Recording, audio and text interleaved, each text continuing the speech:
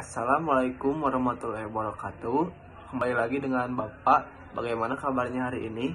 Bapak harap adik-adik sehat selalu ya. Pada kesempatan hari ini Bapak akan menyampaikan materi tentang hubungan sumber daya alam, lingkungan, teknologi, dan masyarakat. Sebelum memulai pembelajaran, alangkah baiknya kita berdoa terlebih dahulu ya, agar diberi kelancaran. Berdoa dimulai. Berdoa selesai.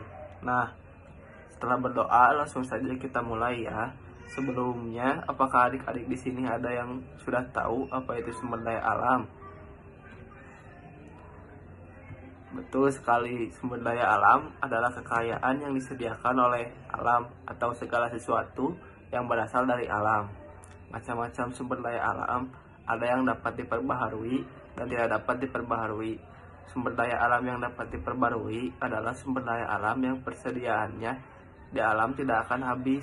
Jika jumlahnya berkurang pun, sumber daya alam yang dapat diperbarui ini akan segera tersedia lagi dalam waktu yang cepat, sehingga tidak bisa habis. Contohnya seperti hutan. Hutan memiliki dua macam, yaitu hutan alam dan hutan buatan. Hutan alam adalah hutan yang terjadi secara alami, terdiri dari berbagai jenis pohon. Lalu, hutan buatan adalah hutan yang sengaja ditanami satu jenis pohon atau homogen. Lalu, sungai juga merupakan sumber daya alam yang dapat diperbaharui karena air sungai yang mengalir dan tidak dapat dicemar. Dapat digunakan untuk memelihara ikan di dalam keramba, dan laut juga merupakan sumber daya alam yang dapat diperbaharui. Laut mengandung kekayaan yang tidak terhingga. Lalu selanjutnya ada sumber daya alam yang tidak dapat diperbarui. Sumber daya alam yang tidak dapat diperbarui merupakan sumber energi yang pada akhirnya akan habis. Contohnya seperti minyak bumi. Minyak bumi merupakan bahan bakar fosil berbentuk cair yang sebagian besar digunakan untuk memproduksi bensin dan solar untuk kendaraan.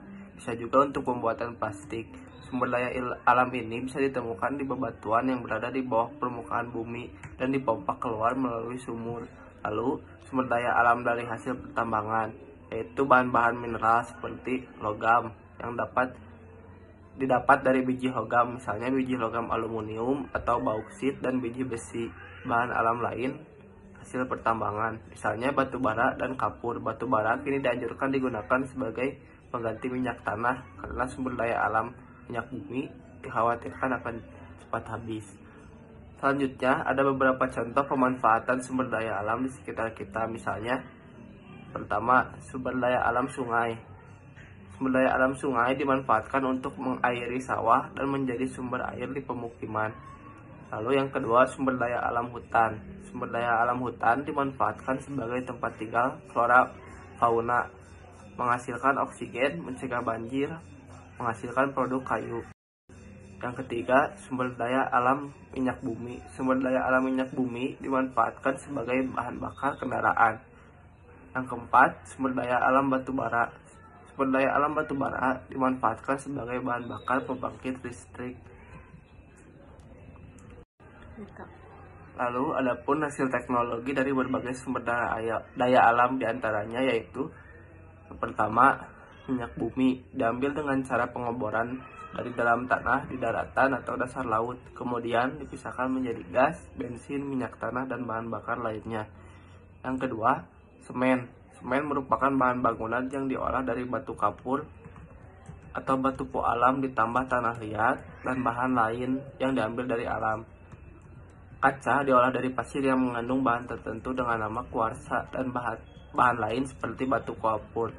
Ketiga, logam-logam diolah dari biji logam di pabrik menjadi lempengan logam atau bentuk lain sesuai keperluan. Logam emas dapat diambil dari sungai di daerah Martapura. Lalu, ada tindakan-tindakan manusia yang dapat merusak sumber daya alam. Yang pertama, penebangan hutan secara liar. Karena dengan menebang pohon tanpa menanaminya kembali akan menyebabkan banjir, longsor, dan lain-lain. Yang kedua, menangkap ikan dengan peledak. Dampak negatif dari penangkapan ikan dengan menggunakan peledak yaitu banyak ikan mati sia-sia dan merusak terumbu karang. Yang ketiga, penggalian bahan-bahan tambang tanpa memedulikan kondisi lingkungan sekitar. Dan ada juga faktor alam, yaitu gunung meletus, gempa bumi, tsunami, dan lain-lain. Bencana alam tersebut dapat menyebabkan kerusakan terhadap sumber daya alam. Nah, materi yang Bapak sampaikan sudah cukup sekian. Jika ada adik-adik yang ingin bertanya, boleh diketik di kolom komentar. Sekian pembelajaran dari Bapak. Assalamualaikum warahmatullahi wabarakatuh.